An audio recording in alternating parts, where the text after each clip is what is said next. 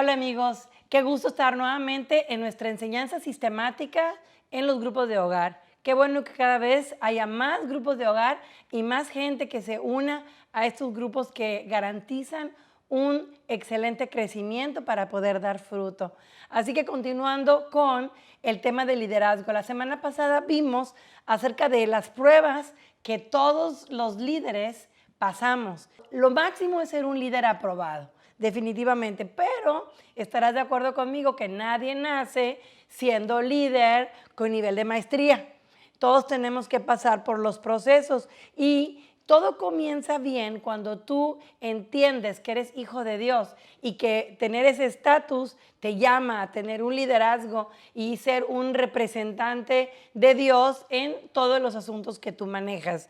Entonces, vamos a hablar de cómo la inseguridad emocional estorba o le impide al líder ser efectivo. Eso es lo que vamos a ver hoy. Vamos a ver tres aspectos. Pero te quiero decir, en Proverbios 29:12 dice, si un gobernante atiende la palabra mentirosa, todos sus servidores serán impíos. Eso lo dice Proverbios 29:12. Es decir, si un líder está entendiendo mal o está creyendo una mentira, obviamente que está guiando a todos los demás a que lo sigan en esa línea de mentira, de manera que hay muchísima responsabilidad ser líder.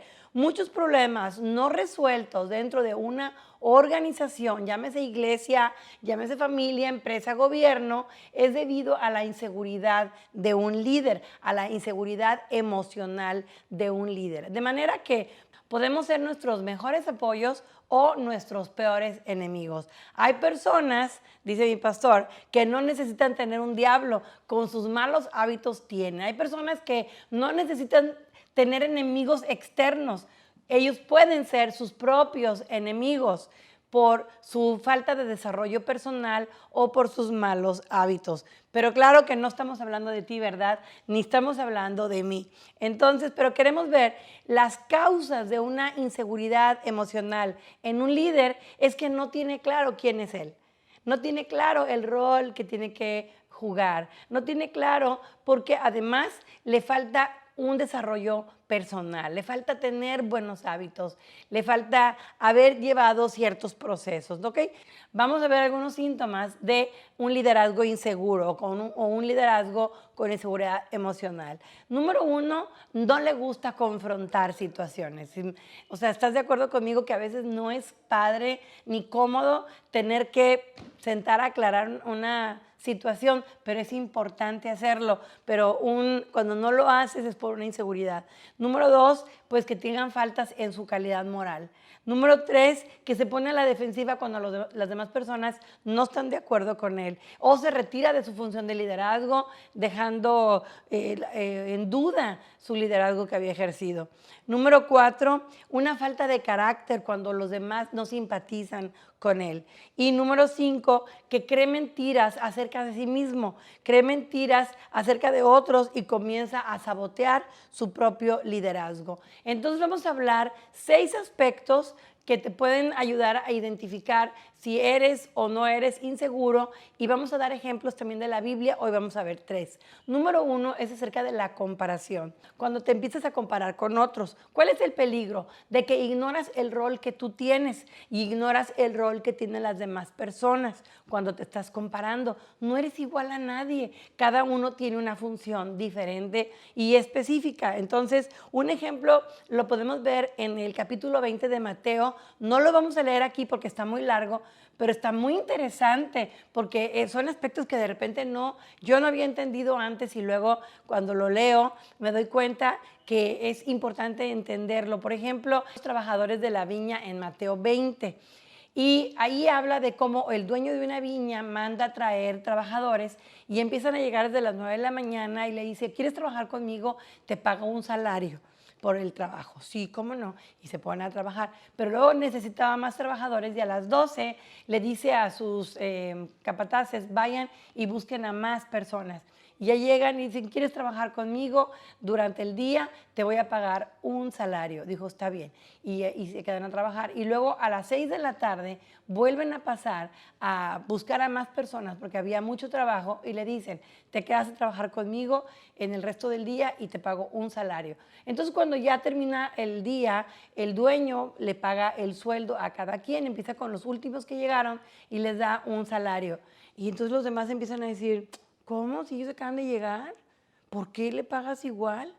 Y si nosotros estamos aquí todo el día con el sudor de la frente, entonces el Señor les dice, ¿y a ti qué te importa? Yo acordé contigo un jornal o un salario, ¿qué te importa si yo le quiero pagar a ellos lo mismo? Entonces, a veces un líder que está siempre comparando, está detectando injusticias, ignora la gracia de Dios sobre su vida y la gracia de Dios sobre la vida de otros. ¿Ok? Refunfuña y se queja sobre injusticias, reprime la felicidad, no propicia una sana convivencia, no permite que otros se desarrollen y juzga a los demás como menores o como menos dignos que las bendiciones que él recibe. Un ejemplo también está en Juan 21-22, cuando Pedro le vio, dijo a Jesús, Señor, ¿y qué de este? Le preguntaba acerca de uno de los apóstoles y Jesús le dijo, si quiero que él se quede hasta que yo venga, ¿a ti qué te importa? Tú sígueme. Entonces, wow, o sea, no podemos estar cuestionando el favor que otras personas tienen con Dios. De manera que compararte a ti mismo con otros es una señal de inseguridad emocional. Número 2 es la compensación.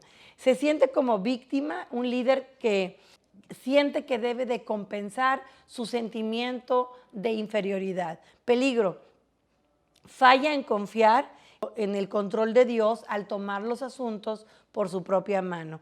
Un ejemplo de Jacob en el capítulo 27, versículo 32, cuando Esaú le dice a su papá, lo engaña, el papá ya no podía ver y le dice, soy Esaú, tu hijo primogénito, pero en realidad no era. Y ahí manipularon algunas cosas.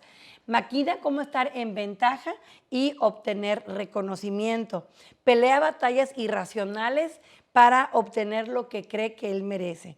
Podría llegar hasta la deshonestidad y el engaño para obtener resultados. Son los que dicen que el fin justifica los medios.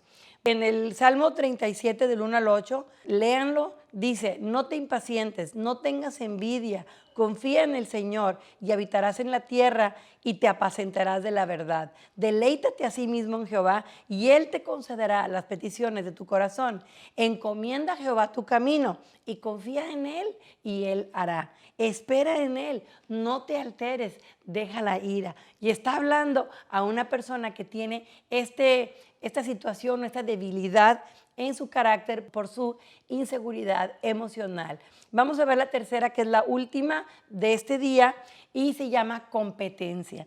Entra en patrones muy egocéntricos, tratando de realizar más que los otros, ¿verdad? ¿Cuál es el peligro? Se vuelve obsesivo en su propio reino y hará todo por ganar, lo que sea por ganar. Ejemplo, el hijo pródigo, pero ahora no vamos a hablar del hijo pródigo, sino del hermano mayor. Él tiende a criticar y a juzgar, ¿por qué mi hermano que había perdido todo y ahora viene y lo tratas muy bien? Como que hay una competencia, se siente muy inseguro, inclusive dice, papá, yo nunca te he agarrado un cabrito. Y la pregunta es, ¿por qué, mijito? ¿Por qué no has agarrado un cabrito si todo es tuyo? Es su sentimiento de inseguridad emocionalmente hablando. Entonces estoy segura que luego él superó eso, pero no está escrito. Entonces nada más lo tenemos que usar como para aprender. Tiende esta persona a vivir egocéntricamente. Y claro, debemos de ser competitivos, pero no contra otros, sino contra nosotros mismos. Contra nosotros mismos. ¿Cómo te comportaste tú en una situación como la de ahorita en el pasado? No, pues tú puedes decir, en el pasado yo me puse histérica, tuve miedo, grité y ahora siento que tengo mejor dominio. Por ejemplo, ahorita que tenemos todo esto del coronavirus, ¿cómo te comportaste en una crisis anterior? ¿Y cómo te comportas ahora? ¿Has crecido?